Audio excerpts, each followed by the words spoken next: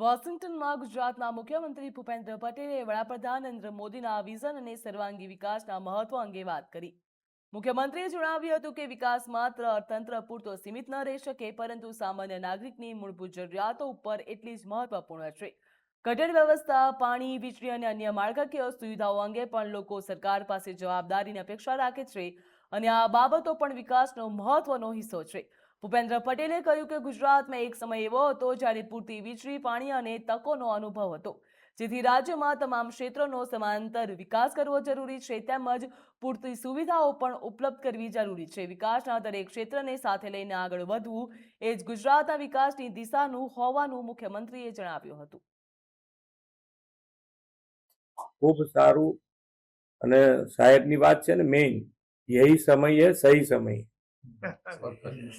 એટલે નાનું મોટું ચાલ્યા જ કરે. બે વસ્તુ જુદી છે. એમાં કેવું છે કે ભાઈ, પોલિટિક્સ આખી વસ્તુ જુદી, પણ આપણા ત્યાં શું છે કે મોટો વર્ગ એવો છે કે જેને અર્થતંત્રથી કોઈ લેવા દેવા નથી. એટલે ગટર ઉભરી છે તો સરકારને દોષ ગણીને એની પર વોટિંગ થાય ને બધું બરોબર. બે પેરેલલ ચલાવવું પડે. કારણ કે પહેલા તમે જોયું છે કે લાંબા સમય સુધી ગુજરાત પાસે કશું હતું જ નથી. અહીંયા કેટલાય જણા છે કે જેને ખબર છે કે લાઇટ, પાણીની, વીજળી કશું હતું નહીં ગુજરાતમાં. કરવાનું કેવી રીતે? તમારે કદાચ કરવું હોય, કોઈક 4 જણા આપણા ફોરેન હોય તો એમને કહીએ પૈસા અહીં આપો, પણ પૈસા લઈને કરવાનું શું? કર્ફ્યુ હતો ને સાહેબ. કર્ફ્યુ બી હતો, બધું હતું. એટલે એ બધી જ વસ્તુમાંથી આજે ગુજરાત બહાર આવ્યું છે. એ માન્ય વડાપ્રધાનશ્રીનું વિઝન છે કે એમણે પાયાની જરૂરિયાત આખા ગુજરાત માટે કરી.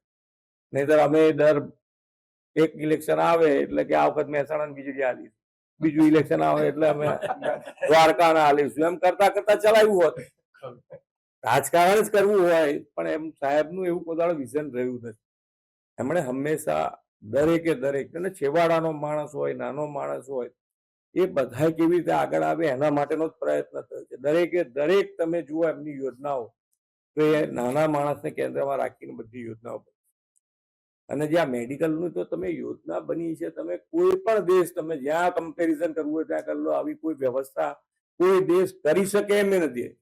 ધારો કે ભારતે કર્યા પછી કોઈને વિચારવું હોય ને તોય વિચારાય એવું નથી, હલી જાય એવું. એટલે સાહેબની હિંમત બી કહેવાય, પોલિટિકલ વિલ એ સાહેબનું જે છે ને, એ તો હું અત્યાર સુધી અમે બધાએ કે તમે બધાએ કોઈ આવું પોલિટિકલ વિલ નહીં જોયું. નિર્ણય શક્તિ એટલે ગજબ નિર્ણય શક્તિ, કે પ્રજાજનોનો ફાયદો થતો હોય તો એ નિર્ણય લીધો છે. એમને ઉપર લોકો એમની પર આંગળી કરી હોય તોય લીધો. કેમ? તો કે ભાઈ પ્રજાજનો માટે.